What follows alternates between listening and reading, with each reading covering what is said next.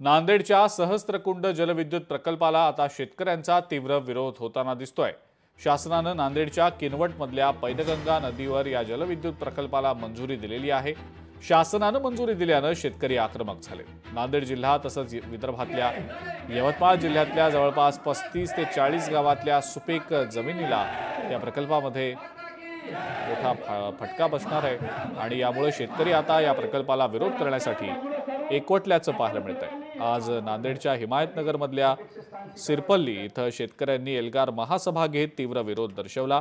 जान देंगे पर जमीन नहीं देंगे अशी भूमिका शेतकऱ्यांनी घेतली आणि याचाच आढावा घेत शेतकऱ्यांसोबत आमचे प्रतिनिधी कमलाकर बिरादार यांनी संवाद साधलाय। पाहूया। नांदेड जिल्ह्यातील सहस्त्रकुंड जलविद्युत प्रकल्पाला शेतकऱ्यांनी विरोध केलेला आहे। आपण बघू शकतोय सिरपल्ली गावात हे सर्व शेतकरी आहेत। ही समिती तयार केलेली आणि आपण त्याची चर्चा करूयात। दादा काय सांगाल की हा सर्व जमिनी जी आहेत आणि 13 गावं बुडीत क्षेत्रात जात आहेत आणि आपल्या याला विरोध आहे। या प्रकल्पामुळे जी सुंदर सुपीक कसदार जमीन याच्यात बुडणार आहे ती उमरखेड तालुक्यात कुठेही नाही एवढी चांगली जमीन या प्रकल्पात बुडवणार आहे।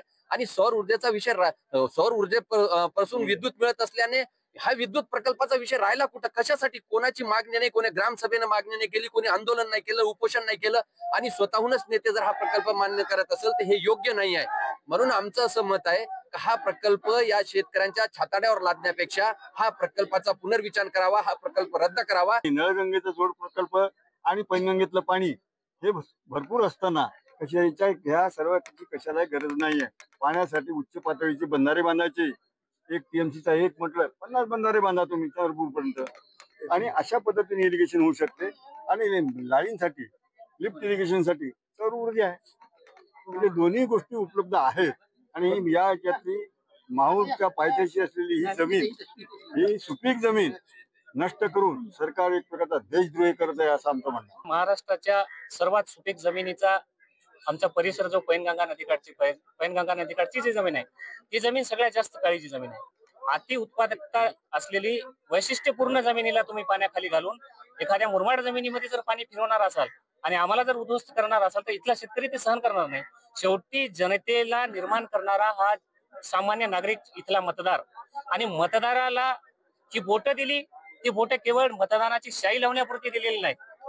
ज्या बोटाने मतदानाला बाबासाहेबांसारखा एक जी बोट दाखवलेला आहे की या देशाचा तारणहार करता तू स्वतः आहेस आणि माझा शिकार संघटित व्हा आणि संघर्ष करा इथल्या प्रत्येक तरुणाला माहित असल्यामुळं हे धरण आमच्या हिताचं नाहीच। या प्रकल्पाला सर्वांचा विरोध असल्याचं या ठिकाणी शेतकऱ्यांनी सांगितलेलं आहे आणि यापुढे शासन या प्रकल्पाविषयी काय निर्णय घेणार आहे हे पाहणं औत्सुक्याचं ठरणार आहे। कमलाकर बिरादार, लोकशाही मराठी, नांदेड।